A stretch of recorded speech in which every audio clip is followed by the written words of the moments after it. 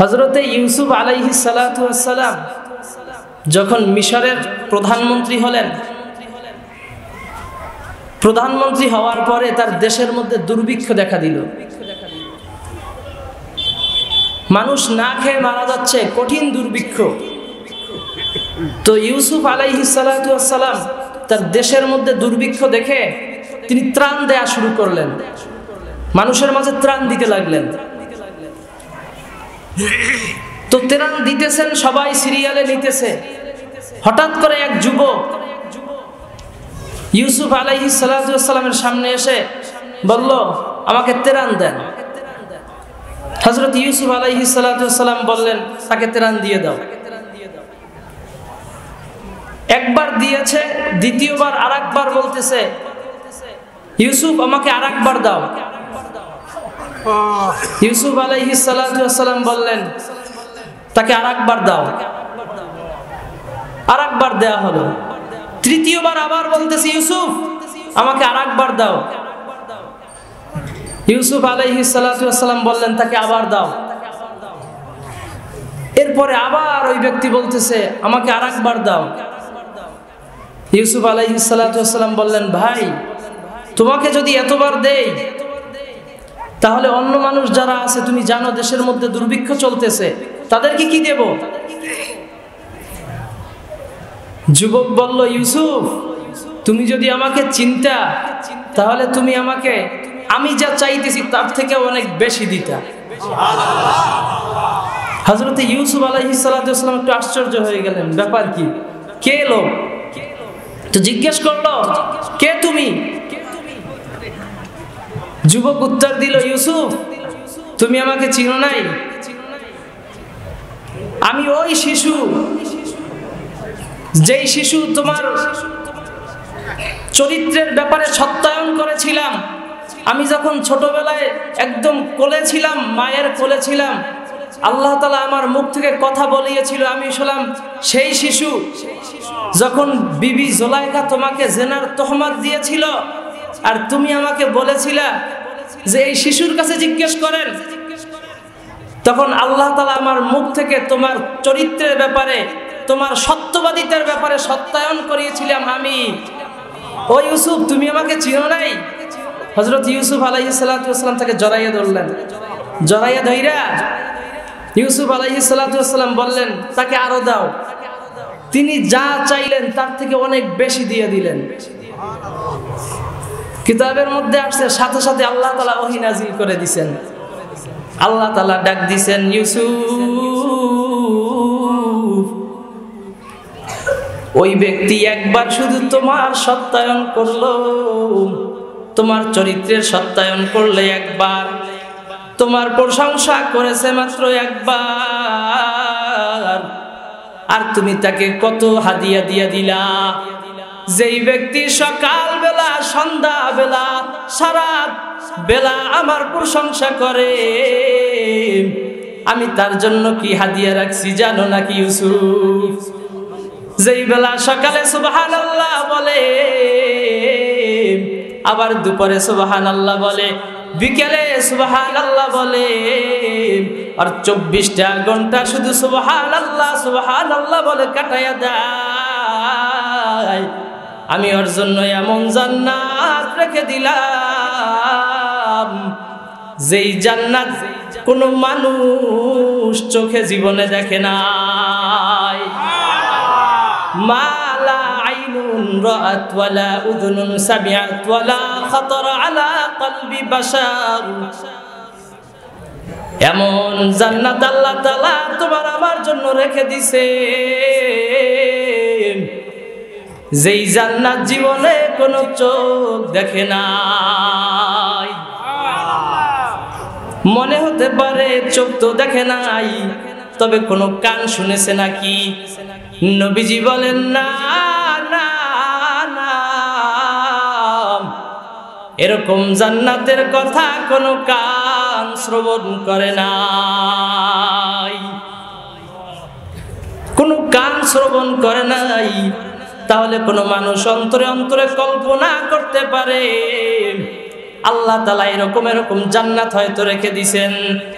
নবীজি বলেন, না না,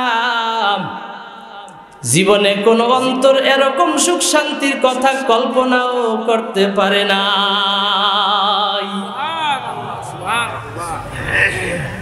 আপনি একবার সুবহানাল্লাহ বলবেন, আল্লাহ তাআলা আপনার জন্য কত ফজিলত রেখে দিয়েছে। যখন কোনো বান্দা দুনিয়া থেকে চলে যায়, 1000 বার যদি সুবহানাল্লাহ বলে কোনো উপকার হবে?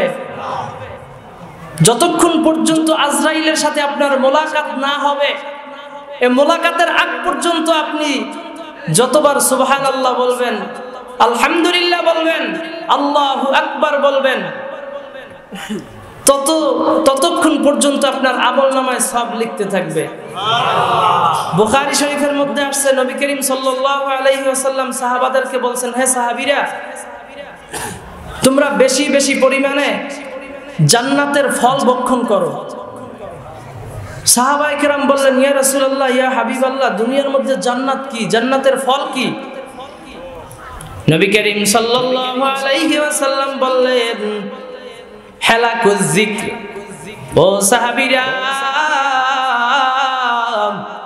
দুনিয়ার মধ্যে যত জিকিরের মজলিস আছে, ওই জিকিরের মজলিসগুলো হলো জান্নাতের বাগান।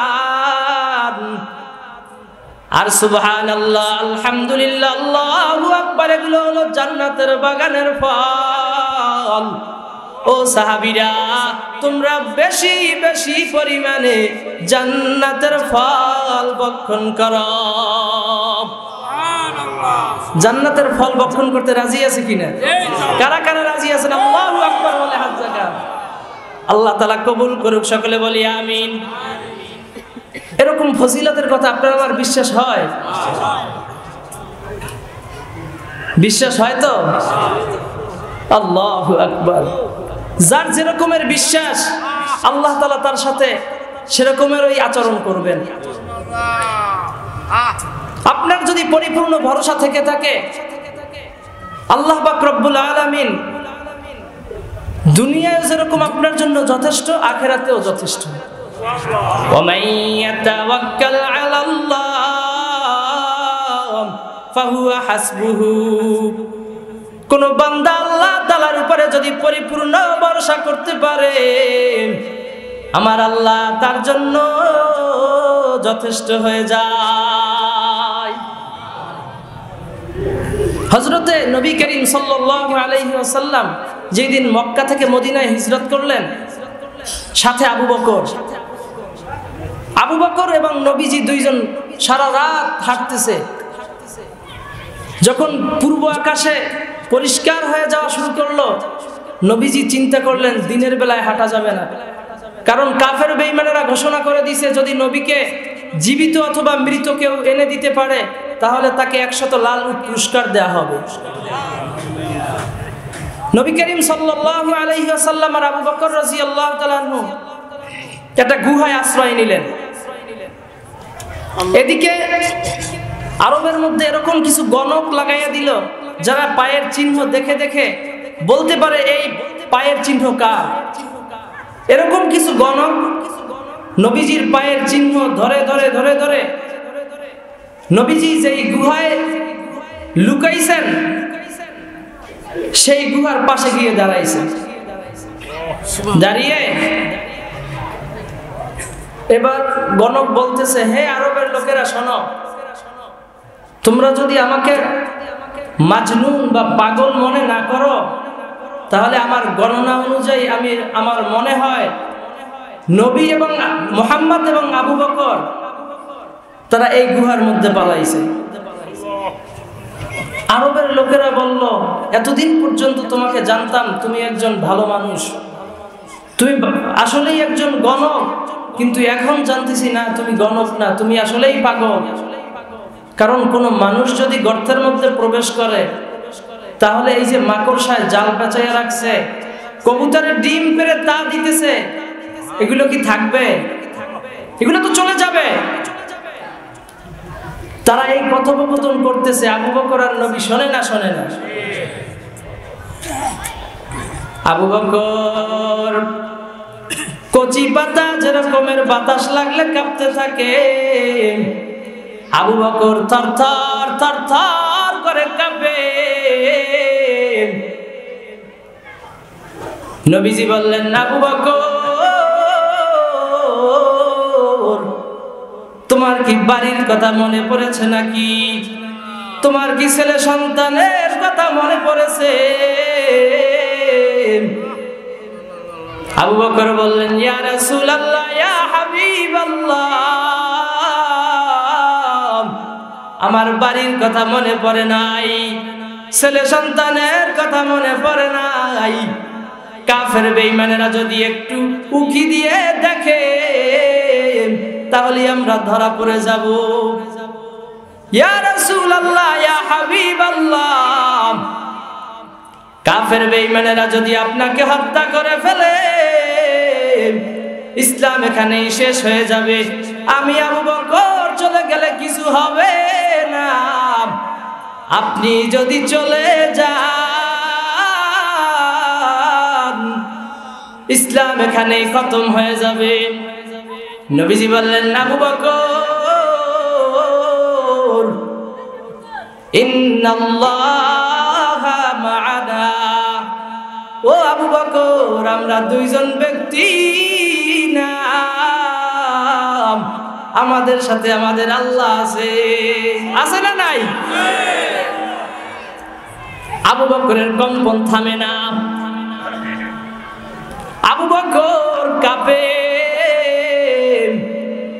নবীজি বললেন, আবু বকর, কাফের বেঈমানেরা যদি গর্তের এই মুখ দিয়ে প্রবেশ করে আমরা গর্তের অন্য মুখ দিয়ে বের হয়ে যাব, কাফের বেঈমানেরা আমাদের ধরতে পারবে না।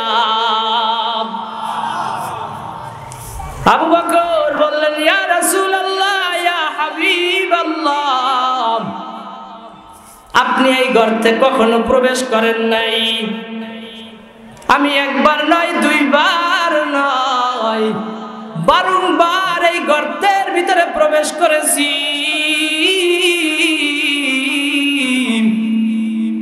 এই গর্তের মুখ হলো একটা, যেই মুখ দিয়ে আমরা প্রবেশ করেছি ওই মুখ দিয়ে আবার বের হতে হবে। নবীজি বললেন, আবু বকর, তোমার কাছে কে বলেছে এই গর্তের মুখ হলো একটা? পিছনের দিকে তাকাও।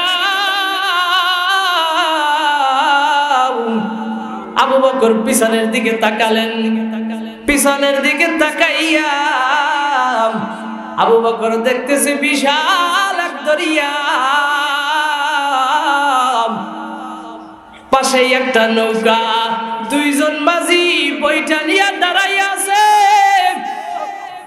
নবী বললেন, আবু বকর,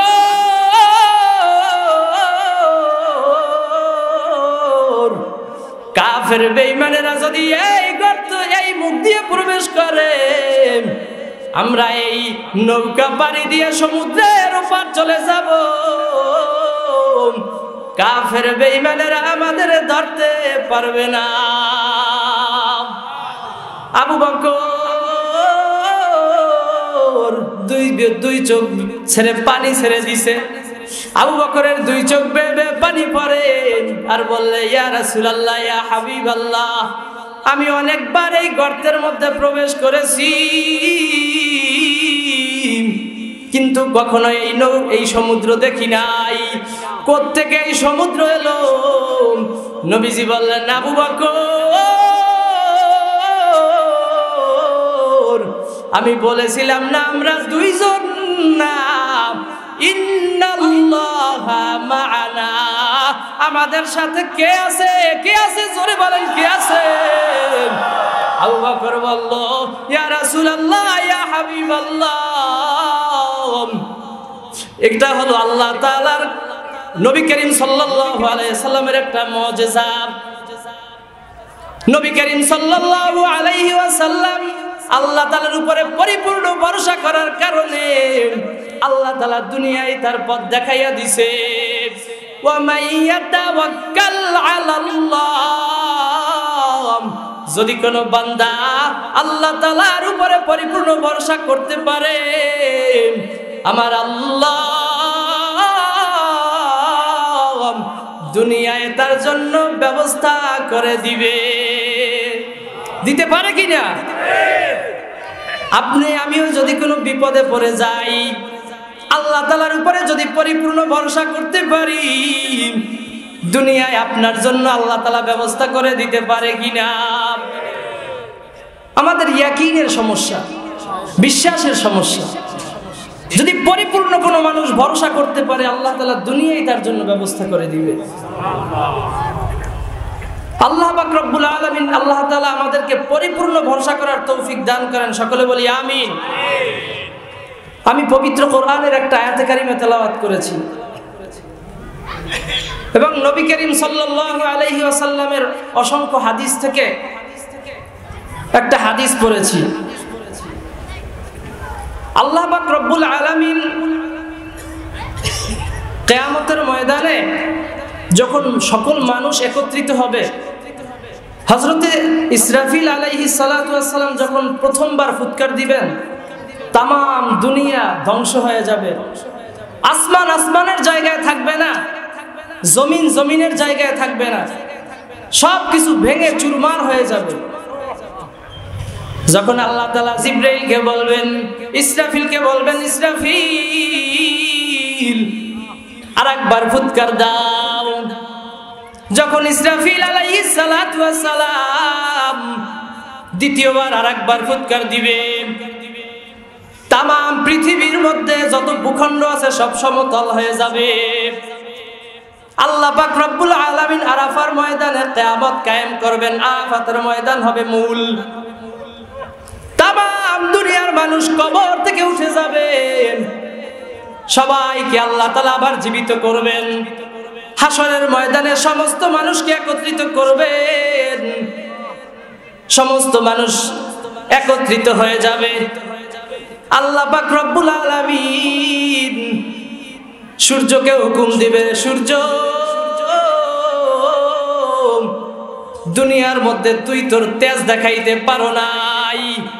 হাদিসের মধ্যে আসছে সূর্যের উপরে ফেরেশতারা অনবরত পানি ছিটাইতে থাকে। সূর্যের এত তেজ, দুনিয়ার মানুষ যেন সেই তেজ অনুভব না করে, এই জন্য অনবরত ফেরেশতারা তার উপরে পানি ছিটাইতে থাকে। কিয়ামতের ময়দানে আল্লাহ পাক রব্বুল আলামিন সূর্যকে হুকুম করবে, সূর্য আজকে তোর যত তেজ আছে আরশের ময়দানে তুই দেখাইয়া দে।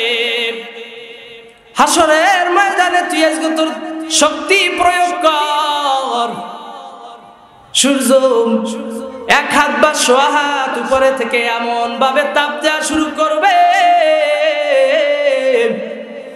মানুষের মাথার মগজ টকবক করে ফুটতে থাকবে, মানুষ দিশেহারা হয়ে যাবে,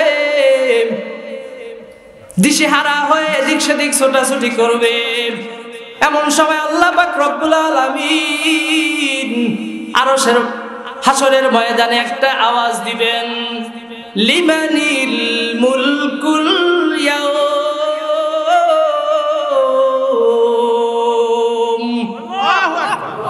লিল্লাহিল ওয়াহিদিল কাহ্হার।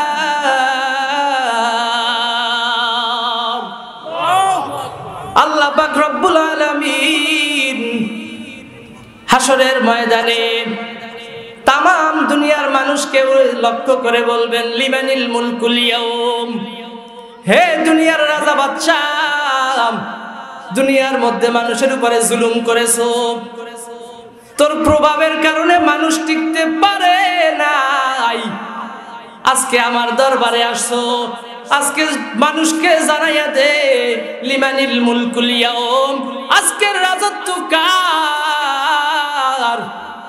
তাম ময়দানের মধ্যে নিশ্চুপ, কোনো আওয়াজ থাকবে না, সবাই নিশ্চুপ হয়ে যাবে। আল্লাহ পাক রব্বুল আলামিন পরক্ষণেই বলবেন, লিল্লাহিল ওয়াহিদিল কাহ্হার।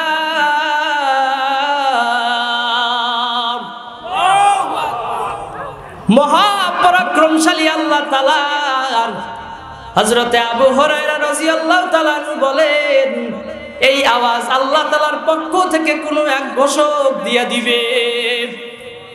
তখন সমস্ত মানুষজন চিৎকার মেরে বলবে, লিল্লাহিল ওয়াহিদিল কাহ্হার, আজকে রাজত্ব একমাত্র আল্লাহ তাআলার জন্য, যিনি মহারাগে রাগান্বিত, ওই আল্লাহ তাআলার জন্য আজকের ক্ষমতা।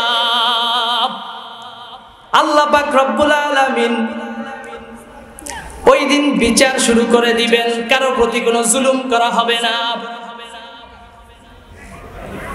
মানুষ যারা পরিমাণ যদি তার প্রতিদান আল্লাহ তাআলা কিয়ামতের ময়দানে দিবেন। যদি যারা পরিমাণ কোনো বান্দা বদ আমল করে থাকে, ওই যারা পরিমাণেরও হিসাব দিতে হবে। আল্লাহ পাক রব্বুল আলামিন যখন দেখবে বান্দারা এদিক সেদিক ছুটাছুটি করতেছে, কষ্টের কারণে মানুষ ঘামের মধ্যে সাঁতার কাটতেছে, তখন মানুষের পিপাসা লেগে যাবে, মানুষ ছায়া খুঁজবে। রৌদ্রের তাপ, এত প্রখর তাপ সহ্য করা যায় না, মানুষ ছায়া খুঁজতে থাকবে।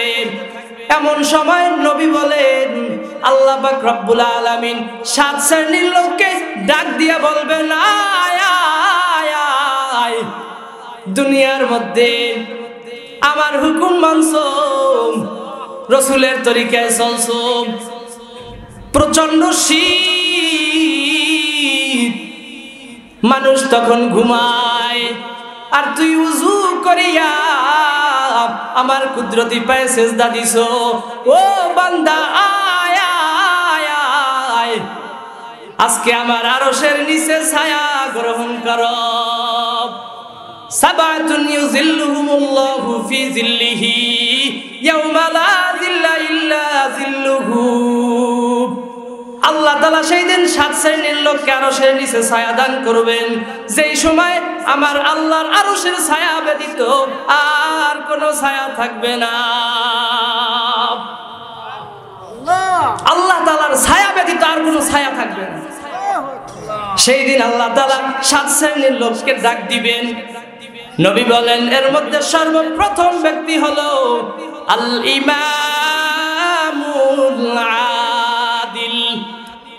সর্বপ্রথম ব্যক্তিকে আল্লাহ তাআলা যাকে সর্বপ্রথম ডাক দিবেন, সে হলো একজন ন্যায়পরায়ণ শাসক। আল্লাহ তাআলা যাকে দুনিয়ার মধ্যে রাজত্ব দিয়েছেন, ক্ষমতা দিয়েছেন, মেম্বার বানাইছেন, চেয়ারম্যান বানাইছেন, কমিশনার বানাইছেন, এমপি বানাইছেন, মন্ত্রী বানাইছেন, এদেরকে আল্লাহ তাআলা ডাক দিয়ে বলবেন, তোমাকে দুনিয়ার মধ্যে আমি রাজত্ব দান করেছিলাম, তুমি কি দুনিয়ার মধ্যে ন্যায় ইনসাফ প্রতিষ্ঠা করেছো নাকি মানুষের উপরে জুলুম করেছো? ওই দিন যারা জুলুম করেছে, যারা ইনসাফ কায়েম করতে পারে নাই, সমাজের মধ্যে ইনসাফ কায়েম করতে পারে নাই, ওই দিন তাদেরকে আরশের নিচে ছায়া দেওয়া হবে না, বরং তাদের ঠিকানা হবে জাহান্নাম। আর যারা দুনিয়ার মধ্যে রাজত্ব পাওয়ার পরে সমাজের মধ্যে ইনসাফ প্রতিষ্ঠা করছে, রাষ্ট্রের মধ্যে ইনসাফ প্রতিষ্ঠা করছে, এরকম ব্যক্তিদেরকে আল্লাহ তাআলা ডাক দিবে, আয় আয় আয়, আজকে আমার আরশের নিচে ছায়া গ্রহণ করো। আল ইমামুল আদিল, ন্যায়পরায়ণ শাসক। ন্যায়পরায়ণ শাসক ছিলেন হযরতে ওমর। খোলাফায়ে রাশিদিন তারা ছিলেন ন্যায়পরায়ণ শাসক। কিয়ামতের ময়দানে আল্লাহ তাআলা তাদেরকে ডাক দিবেন, আয়, আজকে আমার আরশের নিচে তোমরা ছায়া গ্রহণ করো। তারা ছিলেন ন্যায়পরায়ণ শাসক। আল্লাহ পাক রব্বুল আলামিন তাদেরকে আরশের নিচে ছায়া দিবেন। হযরতে ওমর, আবু বকর, ওসমান, আলী, হযরতে আব্দুল্লাহ ইবনে ওমর, এরকম খোলাফায়ে রাশিদিন যারা ছিলেন সবাই ছিলেন আদেল, ন্যায়পরায়ণ। হযরতে ওমর ছিলেন তাদের মধ্যে অন্যতম একজন। এই জন্য ওমর রাদিয়াল্লাহু তাআলা আনহুকে বলা হয় ফারুক, সত্য মিথ্যার মধ্যে পার্থক্যকারী। ওমরের ব্যাপারে নবীজি বলেছেন, ওমর, যেই রাস্তায় তুমি প্রবেশ করো ওই রাস্তায় শয়তান প্রবেশ করে না। যেই রাস্তায় ওমর ঢোকে সেই রাস্তায় ইবলিস শয়তান ঢোকে না। ওমরে ফারুক রাদিয়াল্লাহু তাআলা আনহু যখন আমিরুল মুমিনিন, অর্ধ দুনিয়ার শাসক, হযরতে ওমর রাত্রি বেলায় ঘুমাতেন না। তিনি দেখতেন রাতের বেলায় মানুষ কি করে, তার প্রজারা কে কি কষ্টের মধ্যে আছে তা তিনি রাত্রি বেলায় দেখতেন। একদিন হযরতে ওমর রাত্রি বেলায় মরুভূমির মধ্যে বের হয়েছে। কিছু দূরে গিয়ে দেখতেছে একটা জুফরি ঘর, একটা জুফরি ঘর। হযরতে ওমর ওই জুফরি ঘরে দেখতেছে টিপ টিপ টিপ টিপ করে আলো জ্বলতেছে। হযরতে ওমর ফারুক ওই ঘরের পাশে গিয়ে দাঁড়িয়ে গেছে। এত গভীর রাত্র, সমস্ত মানুষ ঘুমায়, কিন্তু এখানে কেন বাতি জ্বলে?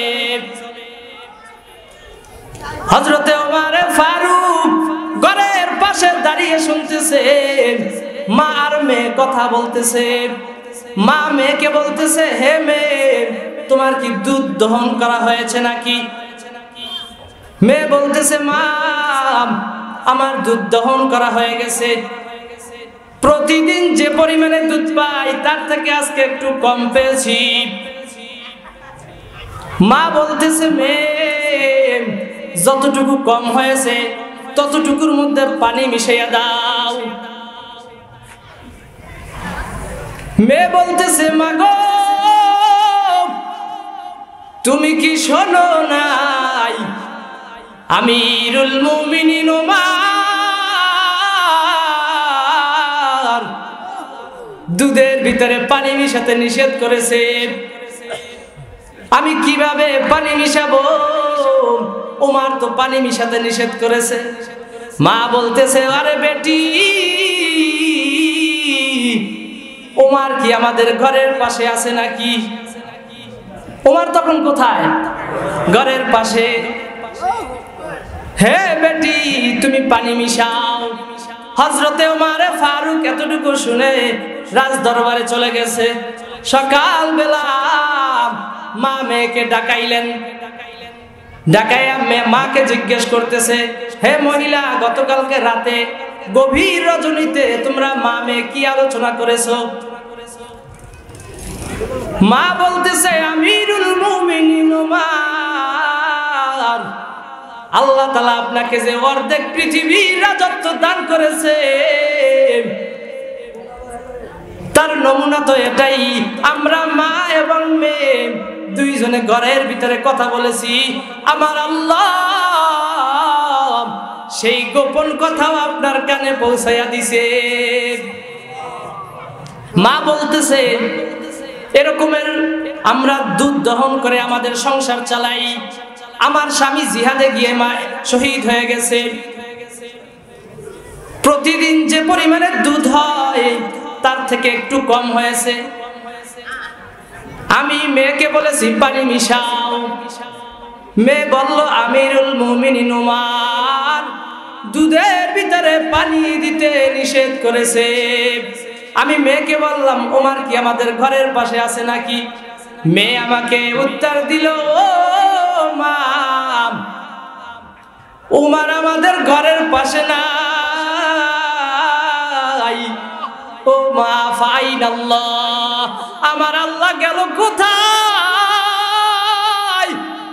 ওমর দেখে না আমার আল্লাহ কি অন্ধ? আমার আল্লাহ কি দেখে না? ওমর বললেন, ও মহিলা, তোমার মেয়েকে বিবাহ দিবা নাকি?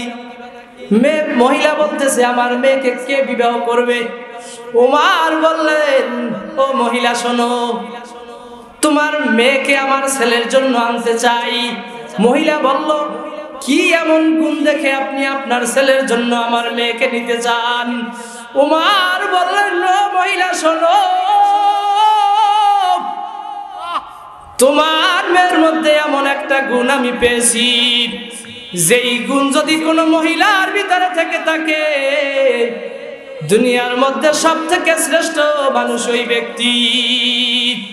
ও মহিলা, আমি তোমার মেয়ের মধ্যে আল্লাহ তাআলার ভয় দেখেছি। এটা ছিলেন আমিরুল মুমিনিন ওমর।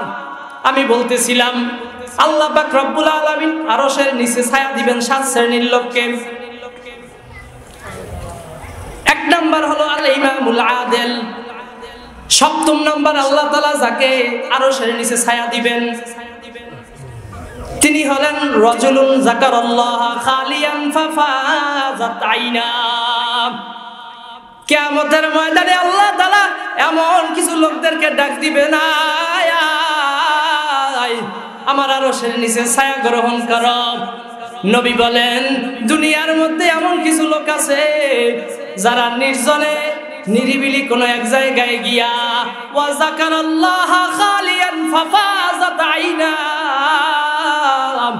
কোন নিরালায় নিরিবিলি একাকী হয়ে আবার আল্লাহর জিকির করে আর তার চোখ বেয়ে পানি পড়ে, এরকম যদি কোনো বান্দা দুনিয়ার মধ্যে থেকে থাকে, আমার আল্লাহ কিয়ামতের ময়দানে তারে ডাক দিবে, আয় আয় আয়, আজকে আমার আরশের নিচে ছায়া গ্রহণ করো। আজকে আমরা একত্রিত হয়েছি, কিছুক্ষণ ওই মাওলার জিকির করব। হতে পারে আল্লাহ পাক রব্বুল আলামিন আমরা ঘরবাড়ি ছেড়ে ময়দানে এসেছি, আল্লাহ তাআলার জিকির করার কারণে আমাদেরকে হতে পারে কিয়ামতের ময়দানে আল্লাহ তাআলা ডাক দিয়ে বলবে, আয় আয়, তোরা অমুক জায়গায় গিয়া আমার জিকির করছো আর 2 চোখ বেয়ে পানি পড়ছে, আমি দেখছি। আজকে আয় আয় আয় আয়, আজকে আমার আরশের নিচে ছায়া গ্রহণ করো। এই জন্য কিছুক্ষণ এখন মাওলা তাআলার জিকির করব। আসুন দিয়ে সকলেই বসে যাই, চোখ দুইটা বন্ধ কইরা অন্তরে বুঝাই, ওরে অন্তর, এই দুনিয়ায় বেশি দিন থাকা যাইবে না, পরকালে যেতেই হবে। পরকালের সামানা কিছু জোগাড় করতে পারি নাই, দুনিয়ার ভিতরে রং তামাশায় পড়ে গুনাহ করতে করতে গুনার পাল্লা অনেক ভারী হয়ে গেছে। এই জন্য আল্লাহ তাআলাকে এমন ভাবে ডাকবো, আল্লাহ পাক রব্বুল আলামিন যেন আমাদের অতীতের গুনাহগুলোকে মাফ করিয়া দেয়।